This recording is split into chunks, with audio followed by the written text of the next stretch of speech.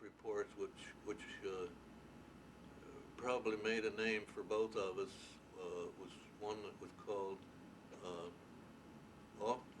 surface waves and offshore structures, and it was just a tech report, but it summarized a lot about the practical use of wave theory and how you could apply it to getting design conditions for structures offshore.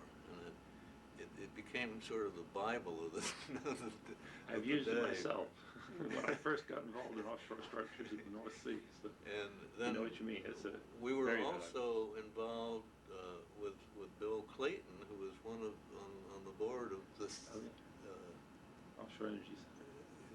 Right, and in making wave force measurements on what was then the Sun oil platform. It was actually a pier going out from Boulevard Peninsula in the Galveston area. And we had a test pile mounted at the end of that pier, and we measured wave forces. George Hebner, a meteorologist and an instrument person, was also involved in that project. And out of that came an analysis that I think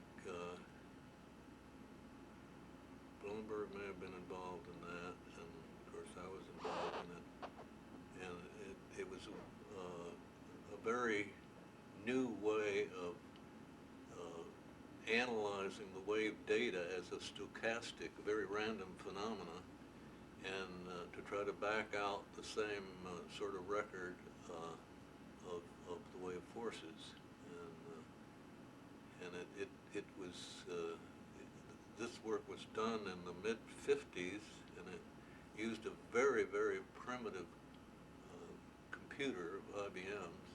It was a digital computer, but it was a very, very primitive one. And we managed to get some interesting results out of that. That paper appeared in one of the coastal engineering conferences. How did that study get started that you did on the pier? I mean, was that funded by Corps of Engineers or by? Were some of the oil companies involved in it? I think that was, it may have had joint funding. But they came to you as opposed to you going to them, whoever the joint industry study. Yeah, it was.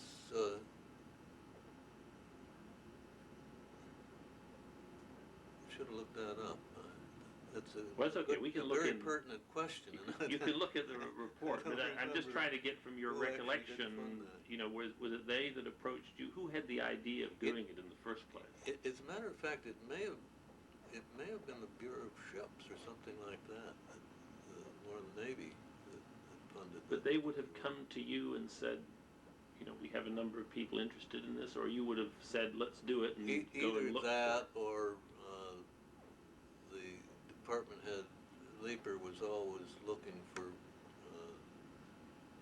ways of funding his people, and he may have seen something or got wind of it from some of his friends in Washington that they wanted this work done. But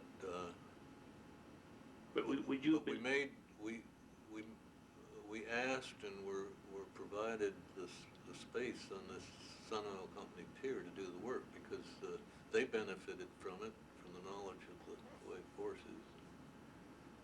Of course, they were one of the. As a matter of fact, I think it was jointly funded, in fact, by the Sun Oil Company. Right. You had some other students like Basil Wilson. Basil Wilson came to our department from South Africa. He had been at Cape Town, done some very pioneering work on seiches and Table Bay Harbor and Cape Town. And he had done, I guess, most of his training in that area, between there and England. He joined as a student, or as a... No, he joined us as a, certainly not as a student. He was Dr. Wilson for some years before he joined us, and so he joined us as a faculty member, right? And we had, besides myself, Brett Schneider and Wilson were the three faculty, or, I guess Brett Schneider wasn't actually on the faculty, but I think he had a lecturer title at that time.